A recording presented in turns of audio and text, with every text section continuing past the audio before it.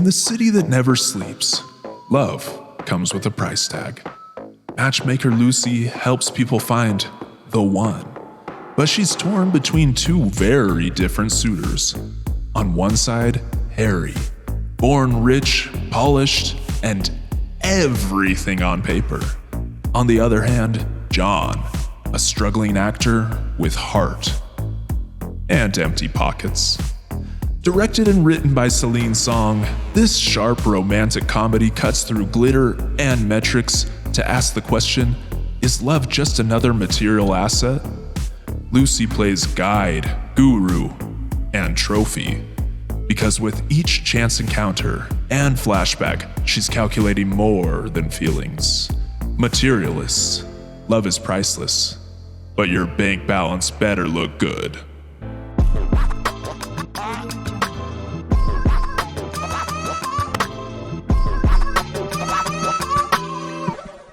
Welcome to Burnt or Buttered.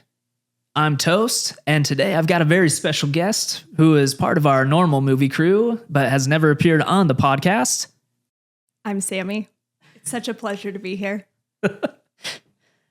Sammy usually goes to the movies with us, but has been too shy up until this point to come on the podcast. Yeah, a little more behind the scenes. But we've desperately been needing the point of view of a woman, if you haven't noticed in previous episodes. So we're very excited to talk to Sammy about Materialists with Dakota Johnson, Chris Evans, and Pedro Pascal. So Sammy, this one was interesting, right? Like you go into it based on the trailers thinking this is a good old-fashioned 90s, early 2000s rom-com. And very quickly you realize this is not com. This is just rom. Very rom, no com.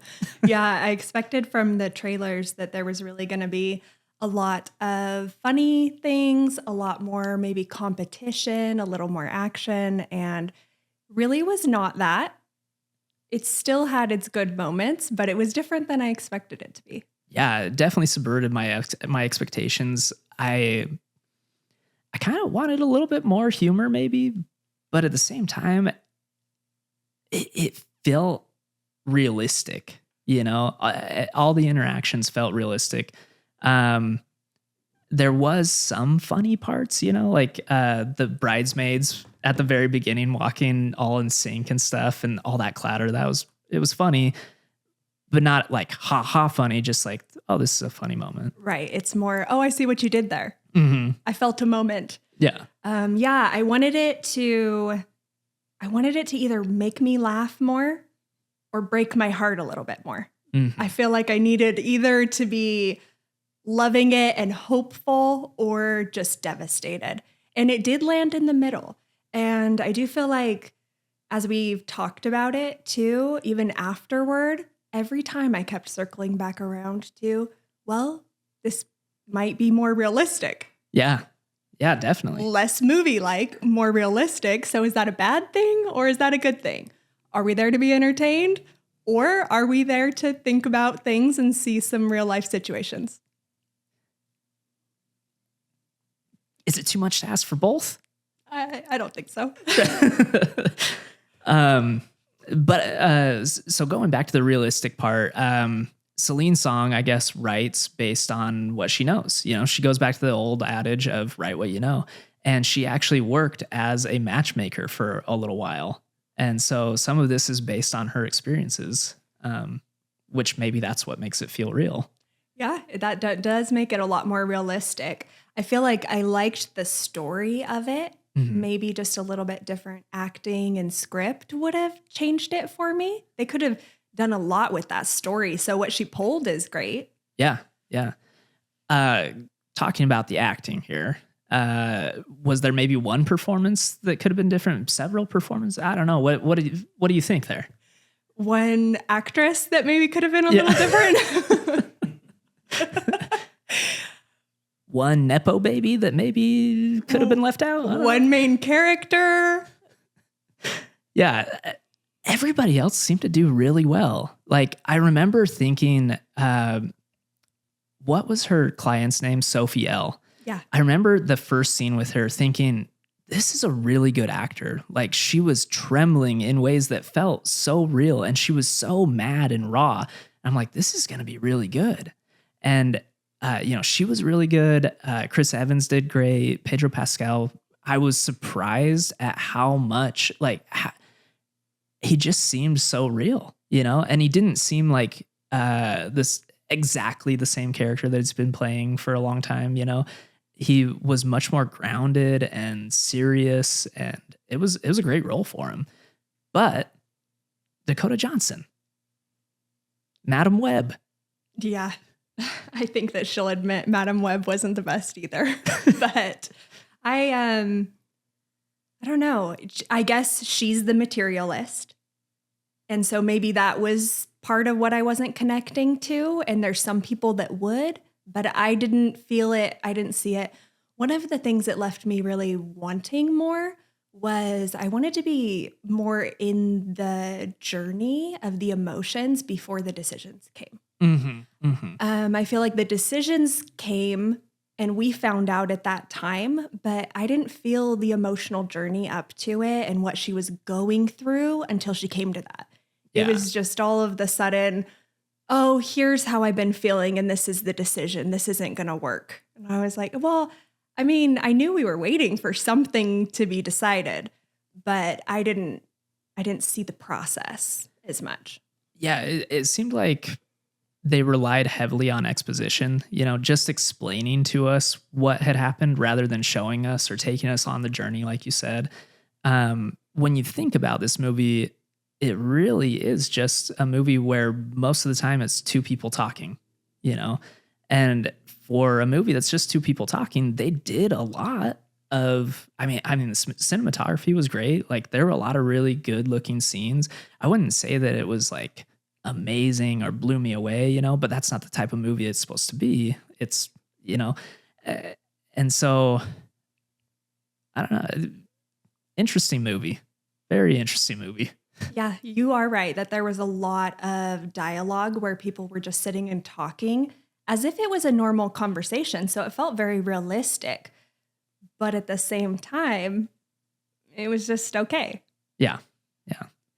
And with that said, we were talking earlier about the Bechdel test, where they basically, in order to encourage more female representation in movies and more realistic female representation, they came up with the Bechdel test, which is, do two women talk about anything in this movie other than a man?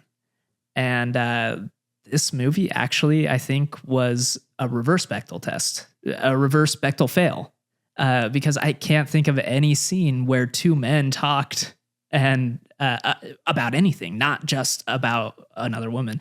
They did not talk, which I felt was really funny, for Celine Song to kind of make these one-dimensional male characters and then not even have any male characters talk to each other the whole movie. Pretty funny. Yeah, even when Dakota Johnson, Lucy had conversations with each individually, they knew about each other, but they never really crossed over that much. I guess I'm thinking right now, and even when they were in that bar scene, when he came up to take the bill, is when she excused herself and they actually had the opportunity and then it didn't happen. Yeah, they turned their backs on each other. Yeah. So to prove your point, that's why they did it. Yeah. I think that's really funny. That's probably the funniest part of this movie. That probably is. I've been laughing all day about that. But it was more of a dramatic how do you call that? Rom-drom? Yeah. I don't know. I guess it was just, a romantic drama. Yeah. I guess you could call it that. In a way, still not that dramatic. Yeah. But again, it left me feeling like you said, it wasn't an entertaining movie, but it does make you think. And, it's out there to show you how bad dating is and whatnot in 2025 and how people are so materialistic. But then at the end, she chooses the poor guy, which I don't know about you, but I was sitting there thinking, there's other guys. You don't have to choose between one rich guy and one poor. You're a matchmaker. You could find other guys. You don't have to go back to your one boyfriend that you ever had. Yes, exactly. I thought the same thing. And I feel like that takes a lot of people to what is that dilemma? Can I have it all? Can I have everything that I'm looking for?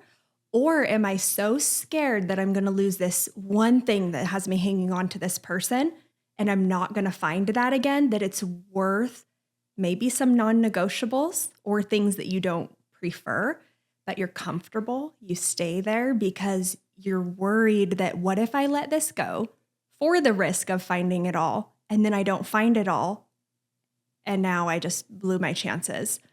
And so I think a lot of people could relate to that. Oh, yeah. I feel like that was happening a little bit. They talked about that they're not building the perfect person. Mm-hmm. Because if they were, you could take all the things you want and put it together. So I feel like there was a lot of underlying, you need to take somebody for who they are Mm-hmm. and not check your boxes. Yeah. But I think you can do both, can't you? To a certain extent. But I mean, me personally, I have not been able to. But maybe somebody can. maybe some people can, but I feel like there's enough that you can check if it's important to you. She did show that there were certain things important to her Mm-hmm. that she ended up kind of throwing out of the window Yeah. for how she felt and for love. But at the same time, I wondered, so Harry's character, Pedro Pascal, had she gone to him when she needed something and needed to confide in somebody to grow their relationship, he had the things that were checking her boxes, but she was not the one putting in emotionally with him. Mm-hmm. So maybe he never was going to be the one, and that's why she didn't go to him. But still, had she gone to him, he would have been there for her probably. And instead, she reverted back to her comfort zone of somebody that she knows that she loves and has talked to before and confided and grew their relationship rather than her and Harry's. Yeah. And do you think from the very beginning she knew that Chris Evans was it for her? Because she didn't date for so long before that, that wedding. And then the whole time that she's meeting Pedro Pascal, up until like the moment that he asked her to be his girlfriend, she's like, you don't want me. You don't want me. Stop wanting me. You don't want me. And then once Chris Evans kisses her, she's like, you don't want me. Like, but I almost wonder if it's just that Chris Evans was persistent and he knew what he wanted. And Pedro Pascal was like, this is good. Not exactly what you would want, but it's good. It works. And did he come into her life again as the caterer because that's fate and that was what was supposed to happen? Or did she already decide that it wasn't going to work and moved on, but because he showed back up again, she wasn't able to stay resolute in that? Well, yeah, you can't fight fate. Yeah. You can't fight those good looks. Ooh, that's America's ass. Yeah. Well, she also said, you don't want to date me because the next person that I date, I'm going to marry. And she lied. She did lie. Or she made it true. Well, she didn't date. She dated Pedro Pascal. Was first. it official? Yes. She moved in. I didn't hear them go exclusive. He said, do you want to see each other more seriously? Yeah. And she said yes. Okay, they were serious. And then he gave her a key to his house. So she lied. She didn't marry him. She lied.